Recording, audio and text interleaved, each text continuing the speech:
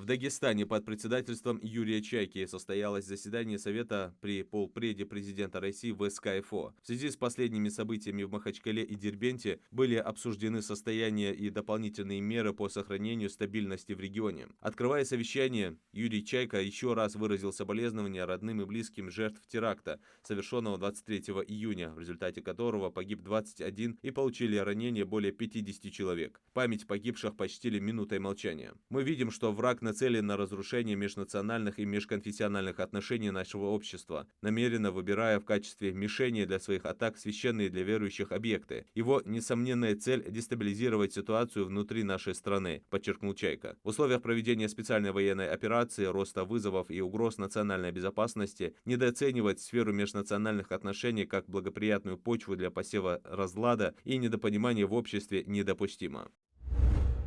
Во Дворце спорта МАГАС имени Берда Евлоева состоялся международный турнир по боксу в честь празднования столетия ингушской государственности. Турнир прошел в два этапа. Первая часть состояла из 7 боев, вторая официальная из 5 боев.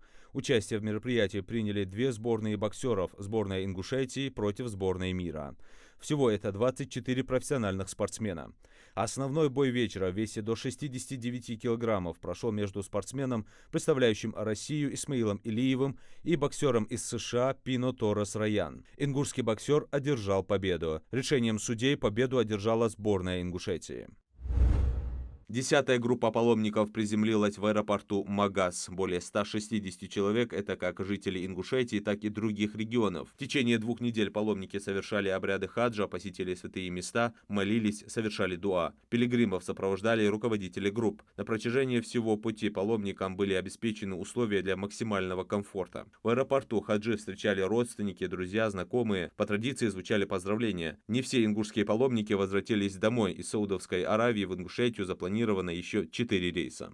دخلنا أوسلو ديك خلرت قضية وغيت متسوي إيربورت يبدأ دخل مصيول أوسلو ويج وبئستي حلقة بيان خارج كميتي ليوز بوش كيش نخ مصيول جول أوسلو بيسازدحتي يرتخون تيك عقيح ويكي نخ إيربورتي قستينيتي أفتوبش مصيول جول حم عسقتي تشدي جي جو أبو خص خلر عبي أحكي أبو الحجوي تينك حجة يغزلو يواتش مصدوز دوش حمن قحكي هذا بولوج بديد يزجلو حمد آلرت أوسلو بيش خلر تاني خوش شق ديان ديال غيتم تاني تخنتين أخيتات. Управлением ФСБ России по Ингушетии в ходе проведения оперативно-розыскных мероприятий пресечена противоправная деятельность директора госпредприятия, причастного к получению от адвоката Адвокатской палаты региона и представителя строительных организаций взяток в виде денежных средств в значительном размере за выдачу положительных заключений по результатам оценки проектно-сметной документации объектов строительства социального значения, реализуемых в рамках госконтрактов Ингушетии. Следственными органами республики возбуждены уголовные дела в отношении директора по признакам преступления, предусмотренного частью 2 статьи 290 Уголовного кодекса Российской Федерации, в отношении лиц, давших взятку, по признакам преступления, предусмотренного частью 2 статьи 291 УК РФ. В настоящее время проводятся оперативно-розыскные мероприятия по установлению иных фактов противоправной деятельности и преступных связей указанных лиц, 2 из которых избраны меры пресечения в виде заключения под стражу, 3-му подозреваемому домашний арест. В Государственную Думу внесен законопроект, предлагающий внести поправки в закон о газоснабжении в Российской Федерации и жилищный кодекс. Авторы предлагают расширить список газораспределительных организаций, которые могут проводить техническое обслуживание и ремонт внутридомового и внутриквартирного оборудования. Это, по мнению председателя Комитета по энергетике Павла Завального, позволит решить проблему удорожания данных услуг в регионах.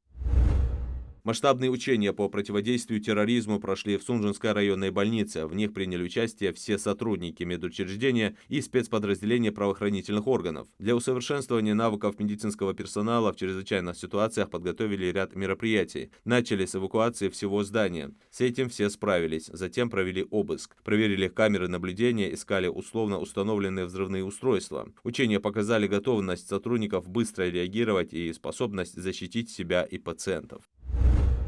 Сегодня в России отмечается новый профессиональный праздник – День судебного эксперта. Судебная экспертиза имеет многовековую историю. В настоящее время специалисты выделяют 12 классов судебной экспертизы. Деятельность российских судебных экспертов, которая основывается на принципах законности, а также независимости эксперта, объективности, всесторонности и полноты исследований, обеспечивает защиту прав граждан и интересов государства, справедливость и законность в обществе.